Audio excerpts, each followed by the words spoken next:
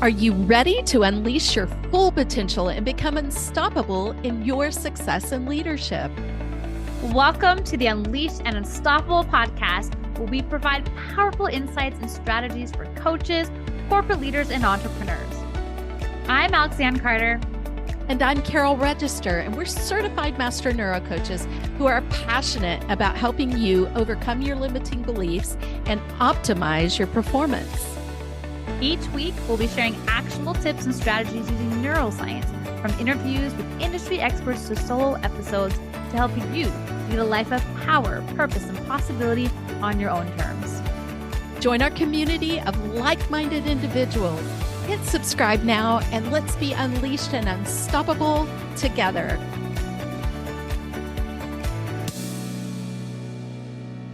Welcome, Wiley Ambitious Leader.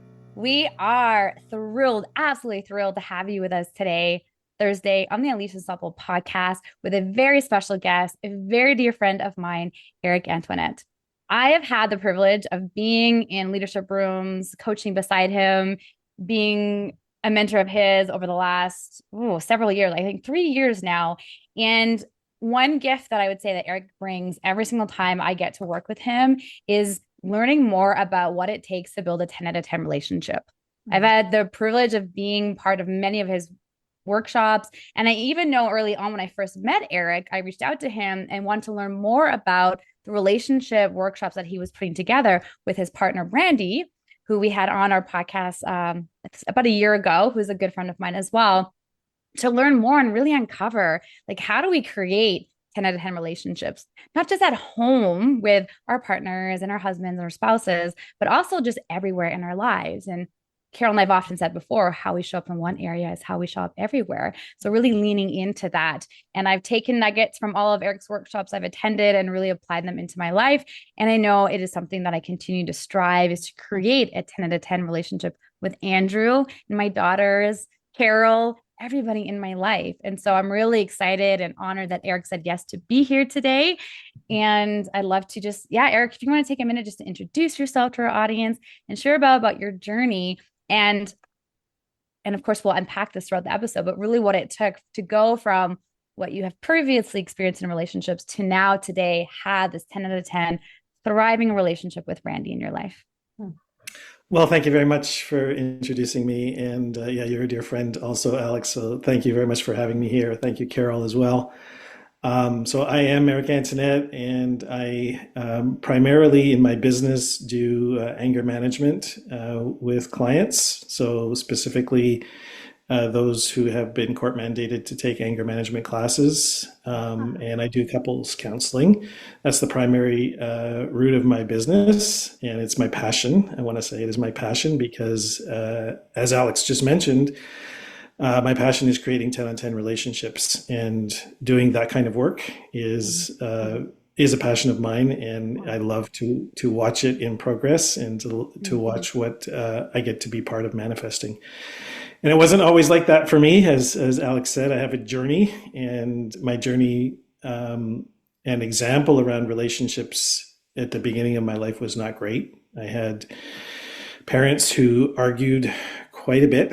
I want to say 90% of the time, and didn't know how to fight and didn't fight fairly. And as a child, I have a brother and sister, we experienced a lot of tension in the household because of that, because my mother was the one who would practice the silent treatment, and that could go on for days and weeks sometimes. So that created a lot of tension in the home. And, as a child, I said to myself, I'm never going to be like that. I'm never going to be like that. And what do you know?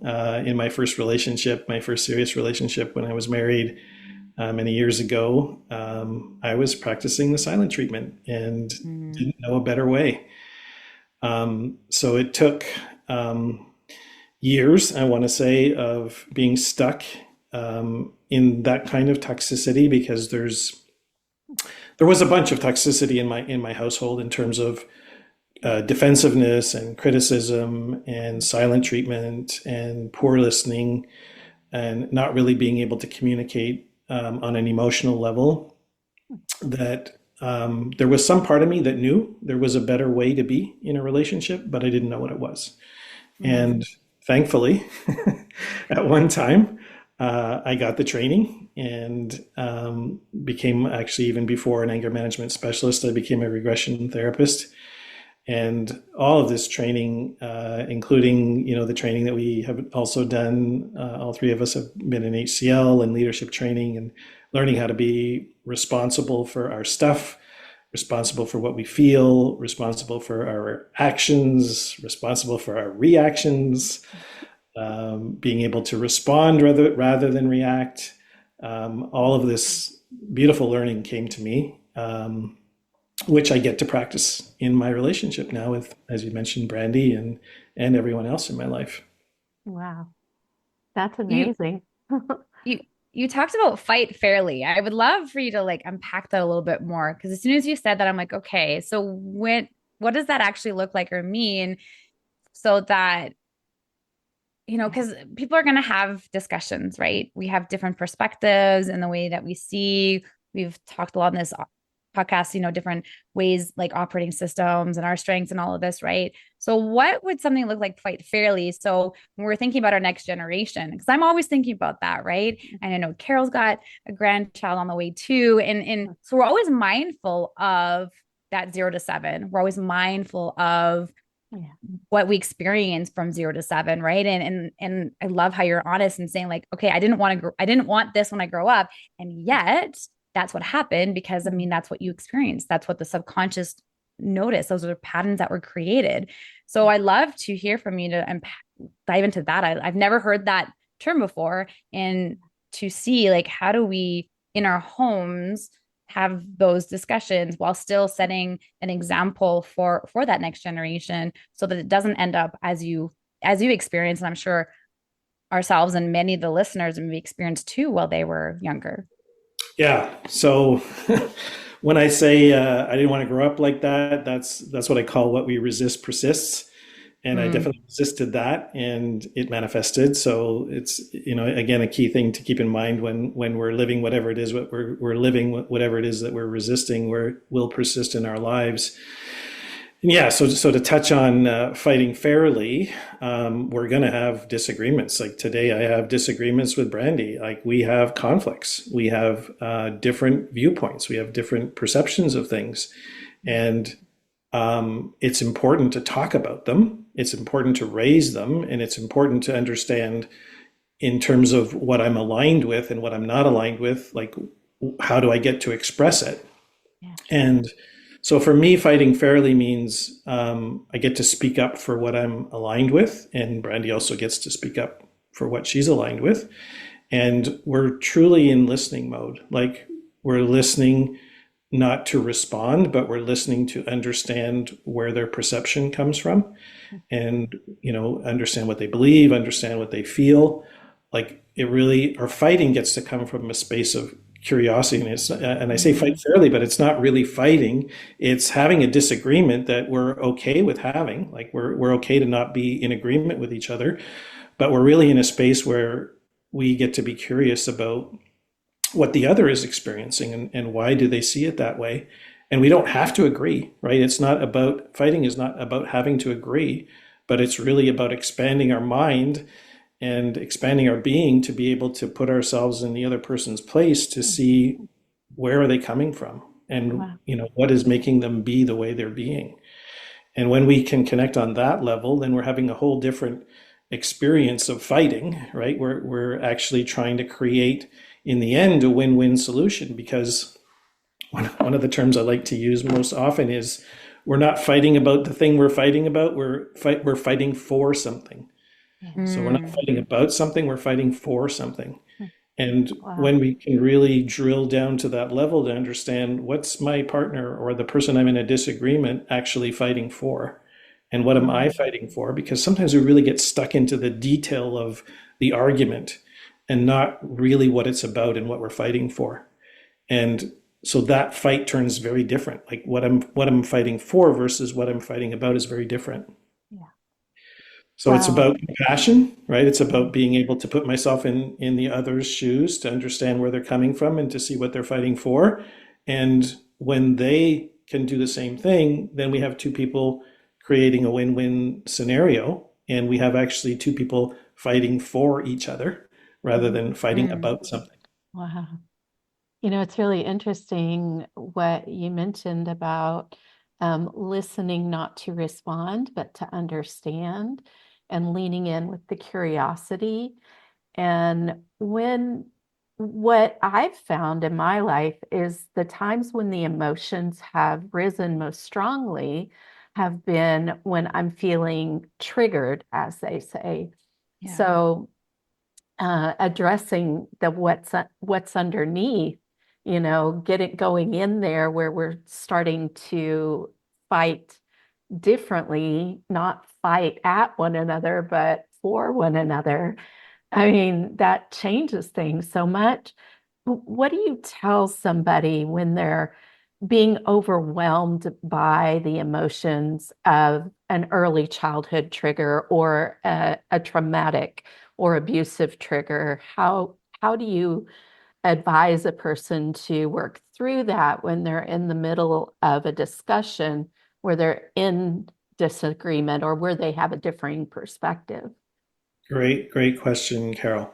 So what I tell people who've been triggered in that way, activated, whatever term you want to use, is it's really not time to talk about the issue itself or what we're fighting for, because in that state we are in the fight, flight, or freeze state, and it's the amygdala part of our brain that is firing, and we have lost most sense of logic.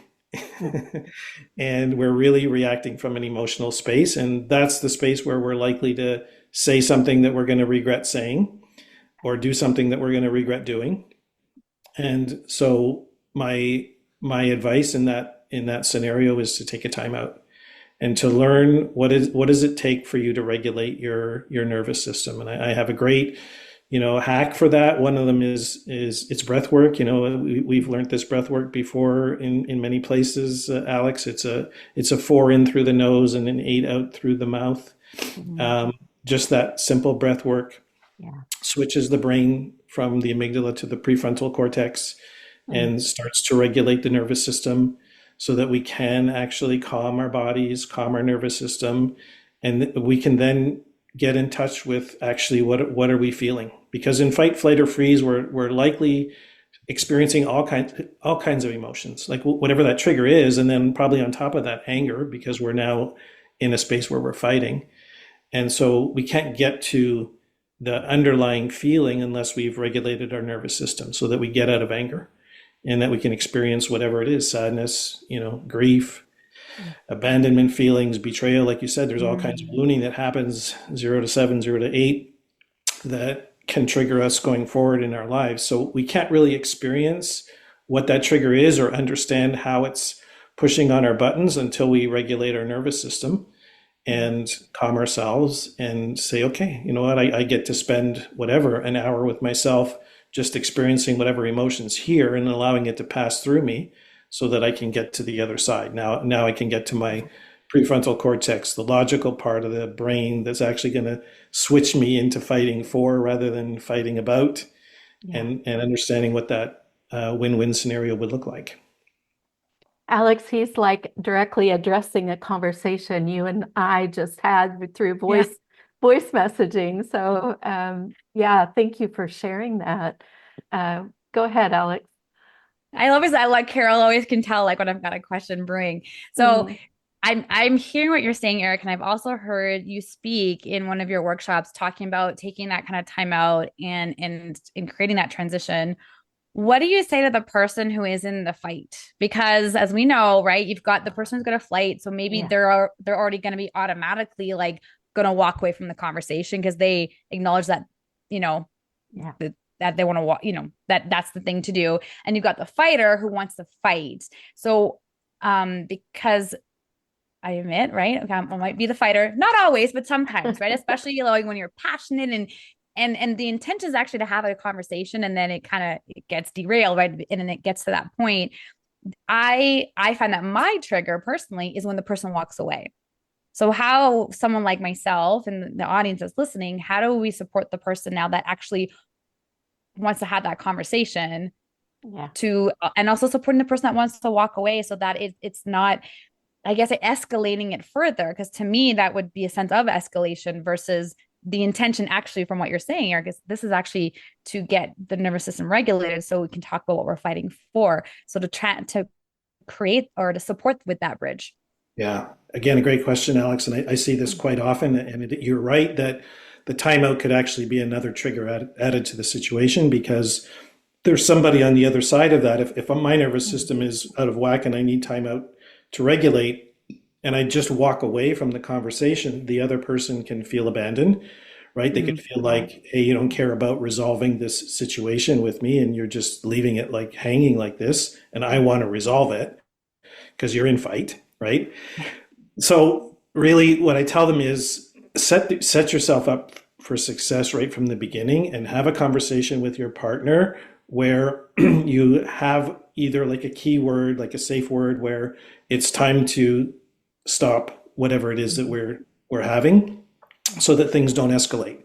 And so to inform them that it's not about me wanting to abandon you, it's not about that I don't care about resolving this. It's really about me needing time to take care of me so that I can come back in a space where I'm able to create the win-win that we both want. So I would say set it up with your partner prior to your next fight, not during the fight, because during the fight they won't hear it anyways, and they'll just say, "Oh, this is just an excuse for you to run away and not solve the problem." No, that's not what this is about. And I would also add that you could ask for a specific amount of time for your timeout. So I need an hour. I'm going for a walk. I need an hour. It's going to help me calm down. When I'm back, I'm going to come back and talk to you about this so that they know there's an intention to come back and resolve the problem. I'm not abandoning you. It's not that I don't care. I'm going away to do this and I'll be back in an hour.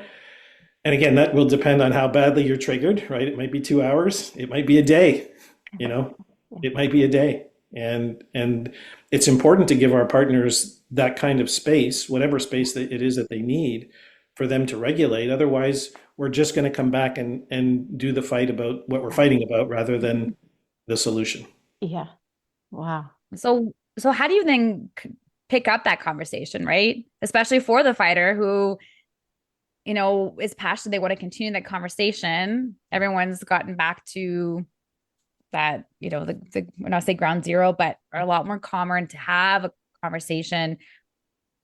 How do you now pick it up so that it's productive, right? And it's not just getting again back to that point of, right, there's a lot of passions, a lot of emotions that can fly, especially when in relationships and in partnerships. And yes, you're fighting for something, but to get everybody on the same page for that. So here's how I counsel the people that I work with. What I tell them is during your timeout, when you've regulated your nervous system and now you're calm, now I want you to put yourself in your partner's space. So I don't want you to think about whatever it is you were fighting about in that moment. What I want you to do is put yourself in your partner's space and understand or try to understand, what do you think they're fighting for? Mm. And that's where I open the conversation. I come back and I would say, hey, you know what? We were fighting about this, but what I really think you were fighting for is that. Am I correct? And I might be correct, I might not be correct, but it's an opening space. And if there's any cleanup to do, I would also say, like, I know how I was being didn't work, and this is how I was being that didn't work. So there's a responsibility and an ownership. So we're not in a blame game, right? We're not in you did this and you did that and vice versa. Like none of that. It's here's how I showed up that didn't work. And also, as I reflect on what you were saying, this is what I think you were fighting for. Am I correct? Yeah. And I have both partners do that. Mhm. That's so helpful because I know in the past, in my own relationships, I've brought, especially when I was really young, I brought an element of competition to the relationship. And I brought an element of always playing devil's advocate. You were in court, Socrates and me, right? Everything was a Socratic method. And it's funny how we see these patterns repeat from our backgrounds. And so it's it's good to be able to put yourself in your partner's shoes. But if you're a person who maybe is in that competitive stage of life and not so much on the collaborative side, how do you, it's like you're teaching empathy with that statement. And so, what are some tools and tips to get over there to be able to even do that? Well, if you're a competitor, you like win-lose, Mhm. Yeah, Mm, right? yeah, And win-lose, as we've heard many times, is lose-lose. yeah, So if I am in a position where I'm making my partner lose a fight, what's going to happen? yeah. She is going to be Yeah, resentful of me. yeah, yeah, And so that's why we say win-lose is lose-lose, because eventually that's going to come back to bite me. And so part of what we really get to understand is how can I let go of the competitive nature, but so that I can make it actually win-win rather yeah, than win-lose. mm. yeah. Yeah, what was coming to me is the need to be right. Like Mhm. Carol's talking about the competitor. Word that came to me is like when you've got that need to be right. Yeah. So win-lose, right, wrong, good, bad, none of that works. None of Letting that go works. of the Yeah. judgment, letting go of the judgment Yeah. and staying, going back to curiosity, right? That you mentioned earlier. Um, it's something that, I've found in my own development, it takes a conscious effort to do that. And one of the things that you mentioned earlier that Alex and I were having a conversation about was how somebody who is dealing with the fight, flight, freeze, and I'll add fawn too. As women, we often fawn, and do things to keep the peace that aren't appropriate. And the interesting thing is that when we're in those situations and we're in that amygdala brain, we're in that lower brain, and we're not actually able to make the decision. I just want to reiterate for those of you who are listening, resetting the nervous system, having a toolbox of pattern interrupts, but that is so powerful. I use that exercise whenever I need to regulate and reground. Some of the people that I work with are in high trauma, and listening and absorbing that, I have to stay grounded. I have to keep my nervous system set, and I give those tools to them. So I just want to go back to that so that you can actually get to the place where you can make a positive decision. And Yeah. Eric, on that side of things, what do you recommend for people like yourself who work in this field? To regulate the nervous system? Yeah, Yeah. and to Well, and to not absorb the the energy. right. So when our nervous system is activated, it's very easy to absorb the energy, and Yeah. so I'll talk about that in a second. But as far as regulating the nervous system, there's lots of different ways we can do that. One is the breath technique that I mentioned, for in through the nose and out through the mouth. There is I highly encourage when we're in that fight or freeze to separate rooms and even get out of the house. One of you get out of the house because the tension in the home is still there, and it's you can taste it, you can cut it with a knife sometimes, and being able to separate the room and the energy of the two of you will also help to regulate the nervous system. So going for a walk, particularly going for a walk in nature, is helpful. Sometimes for people, it's journaling is helpful.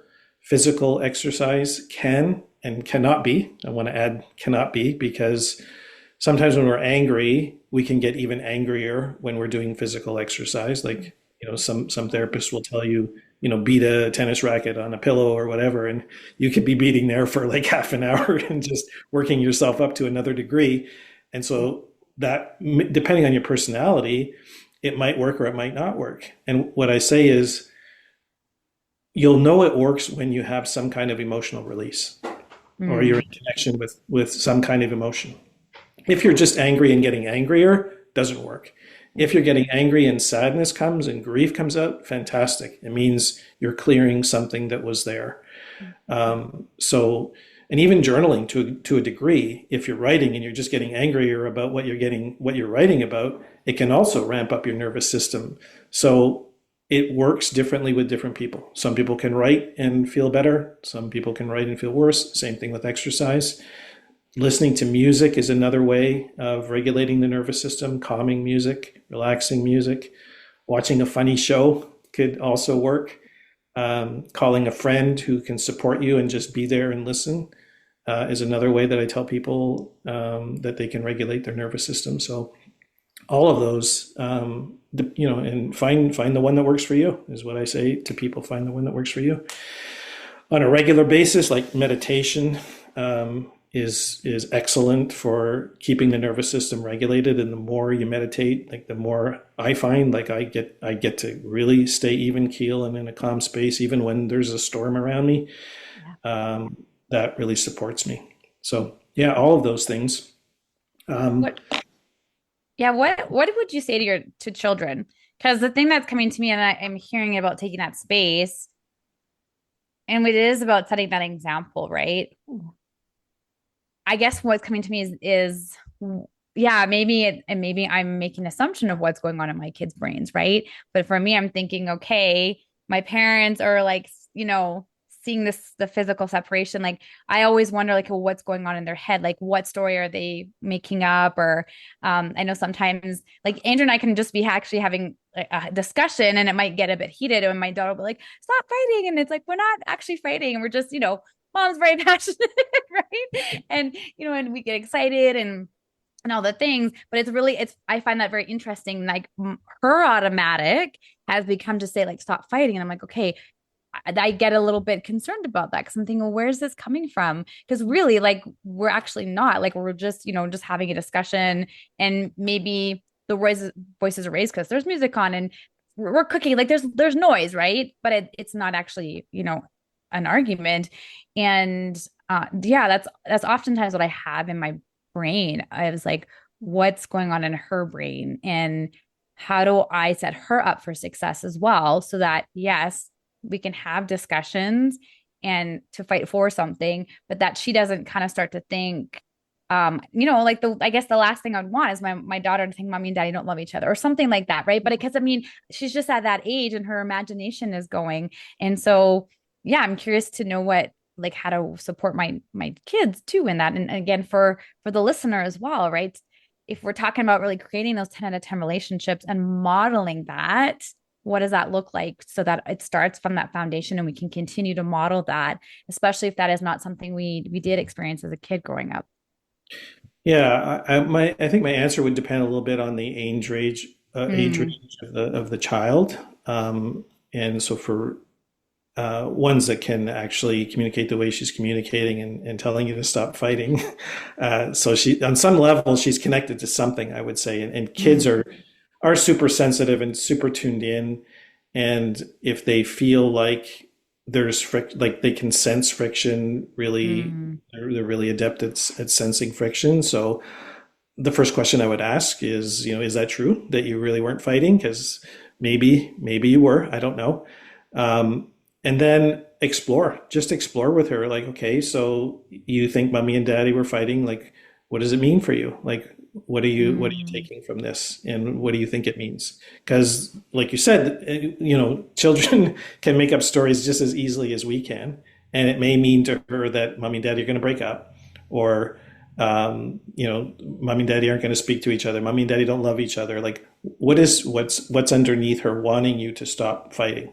mm, And some reassurance, I would say also that mommy and daddy still love each other. mm, We have a conflict, and it's normal that sometimes we're gonna raise our voice, but we're working on communicating and we're working on solving the problem.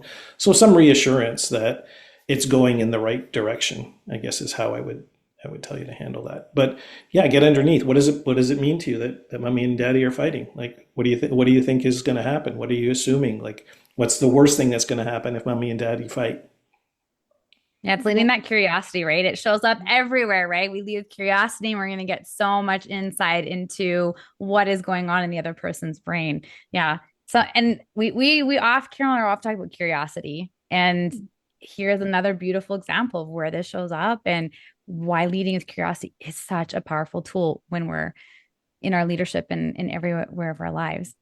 So, Yeah, I'll just add, I don't know how most relationships can survive without curiosity. mm, Because if we're fighting and we keep fighting about something and we're not curious about what's going on with the other or even ourselves, the continuous fighting without some kind of resolution leads to disconnection. Yeah. mhm. And and then that it carries on, right? To the next fight without resolution, more disconnection.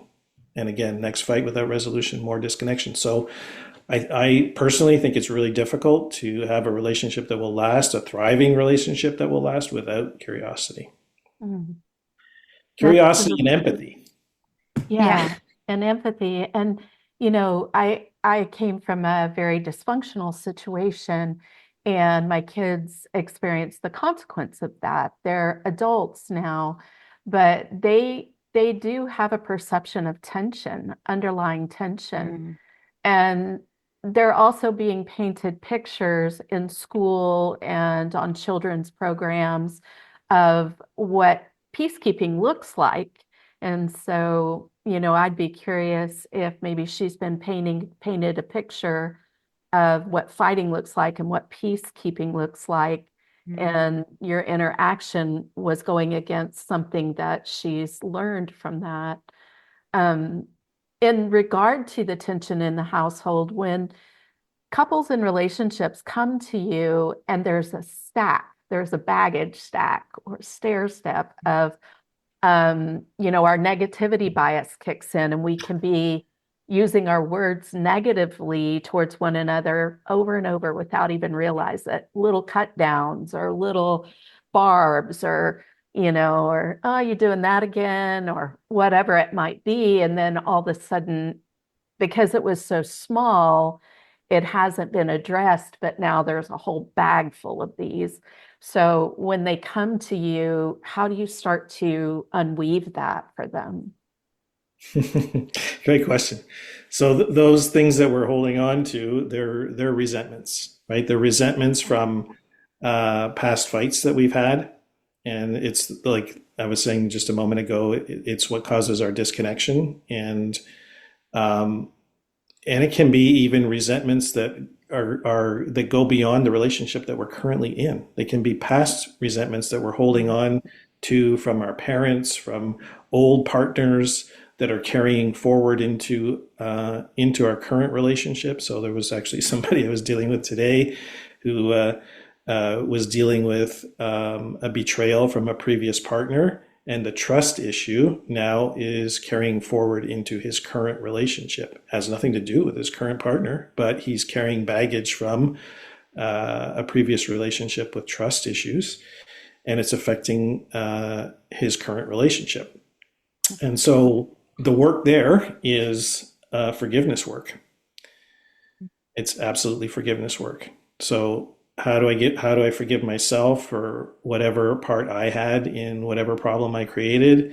How do I forgive my partner for whatever it is that we think they did to us? Yeah. mm, And and that work, forgiveness work, as you may have heard many times, it's never about forgiving the other person. Like forgiveness it's not for the other person. It's for me. Because as long as I'm carrying that resentment, it's affecting me and it's affecting my relationships. And I may not always be aware of how it's affecting my relationships, but when we really pause to think about it and what we're carrying and what we're carrying into not only, the relationship with our significant other, but it's going to have impacts in all of our relationships, whatever resentment we're carrying. So that is really forgiveness work. So when I'm working with somebody like that, it's how do we let go of whatever resentment that we're carrying still. Yeah. The Wow. Buddha said, mhm. resentment is like swallowing a poison pill and expecting the other person to die. It is not about the other person. It's really about me and how my resentment is poisoning me. Hmm. Mm. Yeah.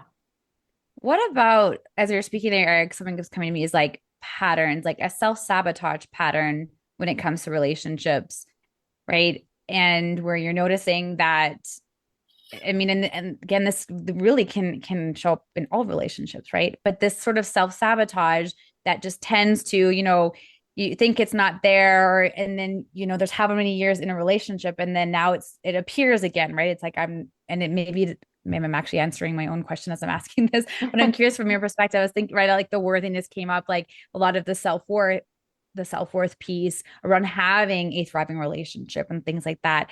What are some exercises or things that you help clients that you notice that tend to have this pattern that tends to follow them around for them to really heal that, so that on the other side of that, they are able to then create that 10 out of 10 relationship, thriving relationship? Yeah, I would agree with you, Alex. It's a worthiness issue. Whenever we're self-sabotaging, is I don't believe that I'm worthy of having the relationship that I am Mm. currently in, and I'm going to do whatever I need to do to get out of it because I don't feel like I'm worthy about it, or I'm worried that they're going to ditch me or reject me uh, before that happens.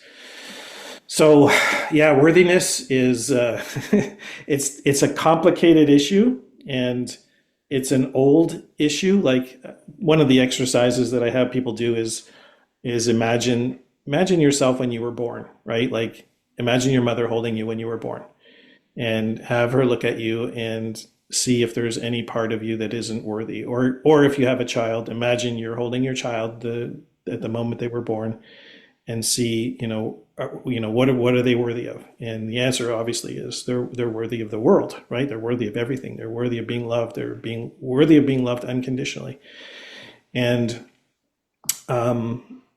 we actually, in my opinion, we strip ourselves of our own worthiness. Like it's through the events and the meanings. We make up meanings of something that happened to us, and we strip ourselves of our own worthiness. It's not somebody else who does it. It's us being victim of an event or a circumstance, and us disempowering ourselves and believing that we're less than or not worthy of love or whatever it is that we think we're not worthy of. Yeah. And so I try to bring them back to their original state where you're worthy of everything, and it's really you, and see from example to example where it is that you stripped yourself of your own worthiness, Wow. because it is actually us giving our power away. I usually like to start with the worst time. When is the worst time you felt the most unworthy? Because when we can find that time, then we're going to see that we're in a pattern, right? Of, okay, now I really don't believe I'm worthy because I lost it. And I'm just reinforcing that belief system that I'm not. And so when we can actually heal the worst time that I thought I was unworthy, we start to move forward, realizing that that belief system is no longer true. And we can look for different evidence in our lives that we are worthy. Yeah. These tools I think are so incredibly helpful. And my friend, I just want to reiterate, we've covered some incredible things here, including the curiosity, the empathy, the forgiveness, and now the worthiness. And um, I I can't imagine, I can imagine, put that in positive, negativity bias showing up. Um, the beauty of what can be built coming out of this. And you being in a relationship right now, I would love for you to lean into the beauty that you are intentionally building and what that looks like, what that flows like from day to day. Great question. Um, so Brandy and I have lots of practices together. We exercise together. We hike together. We meditate together. We practice appreciation together. So every night before we go to sleep, we say at least three things that we're grateful for. Mhm. Um, we are responsible for ourselves, meaning, I give Brandy space. If she needs to go away on a weekend, like go away on a weekend, do what you got to do to take care of yourself. She does the same thing for me. You guys want to go play golf for a weekend, go play golf for a weekend. Like there's an invitation to give each other space, to allow ourselves to be and grow personally so that we can actually bring a healthy me back into the relationship. So like that is also super important in relationships, is to have your own time and space where you're exploring your own needs and you're growing in a way that is outside of the relationship. There's lots of potential for growth inside a relationship, but there's also potential to grow outside of the relationship. And so allowing each other to have that time and space to do that is, in my opinion, super important. And we give each other that.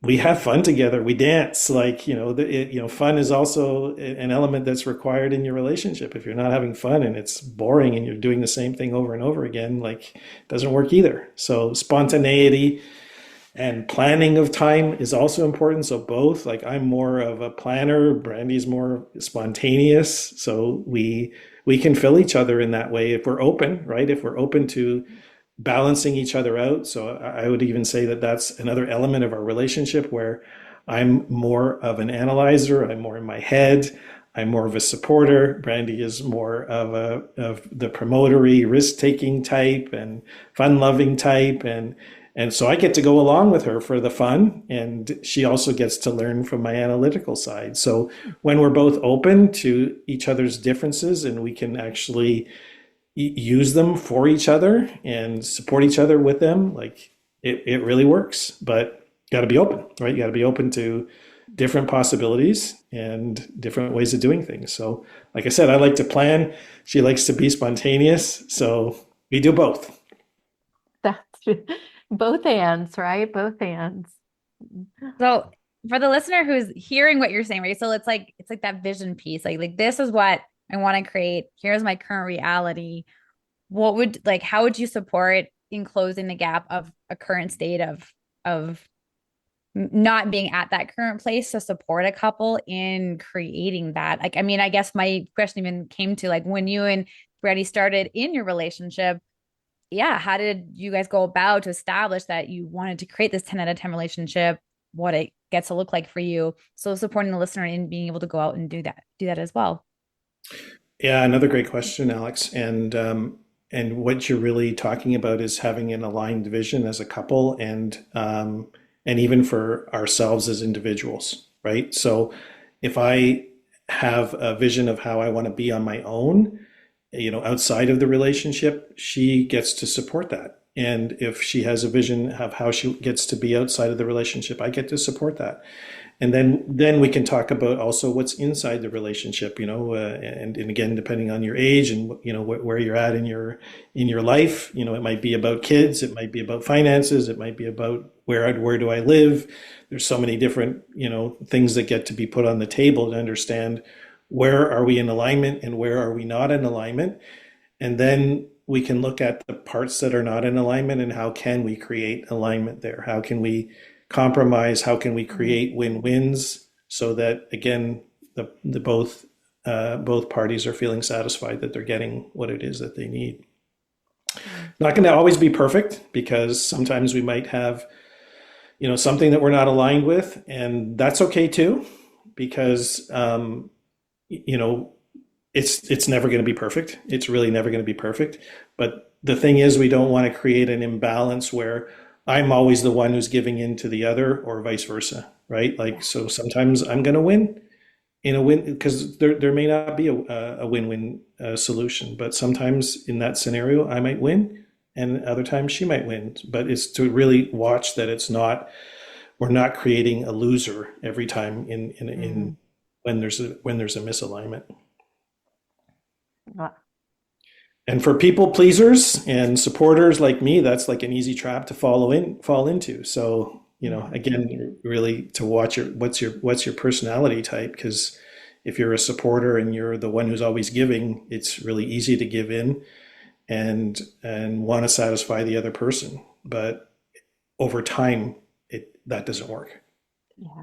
That's where the resentment builds that you were talking about earlier. Um, 100%. Eric, it's been really, really lovely to have you today. And um, in some final words, would you share with us not only where people can get in contact with you, where we can get in contact with you, but would you also share, your final words on how we can be unleashed and unstoppable in our relationships? Wow. Okay. Unleashed and unstoppable. Um, in your relationship. So the first place I always start with in those terms is alignment, what we just talked about. Do we have an aligned vision of where we're going in our relationship? Like, and are you aligned with where I'm going on an individual basis? And that's always the first step. And then it's, how do I put that into committed action? Like, what are we going to do to put that into committed action? And let's understand, if there's a block, like what's blocking us from creating it. And so sometimes there's work around that, right? Like we could have perfect alignment on a vision, but it's not getting created. How come? And it's part of the process is to uncover what is behind us not being able to create what it is we say we want to create. So understanding our intentions, our true intentions, and understanding what blocks there are. That's where I usually start.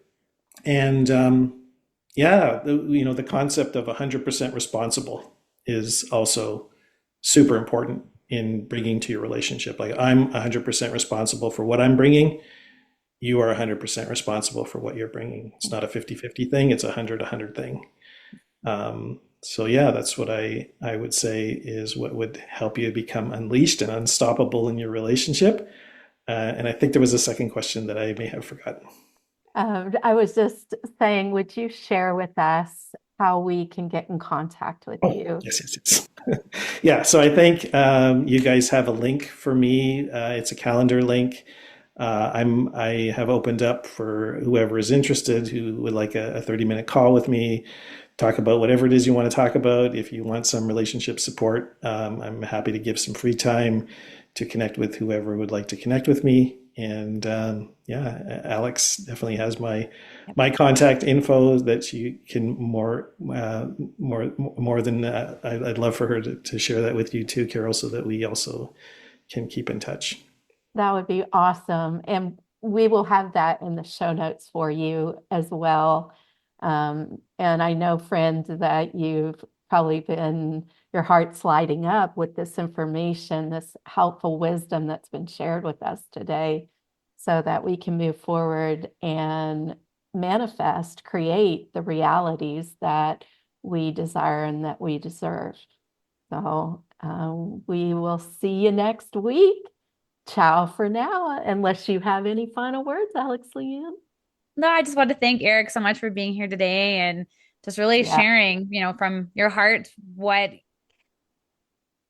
acknowledging really what's going on, right? There's a lot happening in our subconscious, which is why Carol and I are here with our podcast to help yeah, our listeners understand really what is going on, right, between our two ears, and the fact that you really addressed and talked into that today. And for us to be aware that there is so much going on, or that we've experienced that we may not be aware of as we're in these relationships, and to acknowledge that, okay, what's currently happening in my present could be triggering of something that happened in the past, and just to have that awareness piece. And I wanted to reiterate what are you fighting for, right? It's that vision and understanding the different perspectives and coming together to just create a better understanding of one another, of what is coming to play, because that is a thing in in any partnerships, everyone's going to come in with their past experiences into something. And so having that solid vision of what you're working towards and what you're creating, and the alignment piece, I just want to reiterate that, because I think that's really powerful. We talk about vision all the time, and it's powerful to talk about vision in family, vision in partnerships, vision in whatever it is you're creating in every area of your life. So thank you for grounding us in that, and having the listener really get grounded in that for themselves. And if that's something that you haven't had, I know we're always about like taking action, my invitation would be to have a conversation. I mean, I know Carol and I are always asking ourselves, like, okay, let's get regrounded in what's the vision for the podcast? Who are we serving? Because it's something that we really get to revisit. And so thank you for bringing that back again to light for the listener of having a vision with their partner and inviting them to have that discussion if you haven't had that in a while, and to revisit the vision and ensure that, yeah, there's still alignment in what you're creating. So thank you. Thank It's you, been my Erin. pleasure. Thank you so much for having me. Thanks, See you Erin. next week. See you next Bye. week. Ciao for now. Thanks for tuning in to another episode of the Unleashed Unstoppable podcast with your hosts, Alexandra Carter and Carol Register. If you enjoyed this episode and you'd like to help support the podcast, please share it with others, post about it on social media, or leave a rating and review, and subscribe. That's all for this episode, Wildly Ambitious Leaders. See you next week.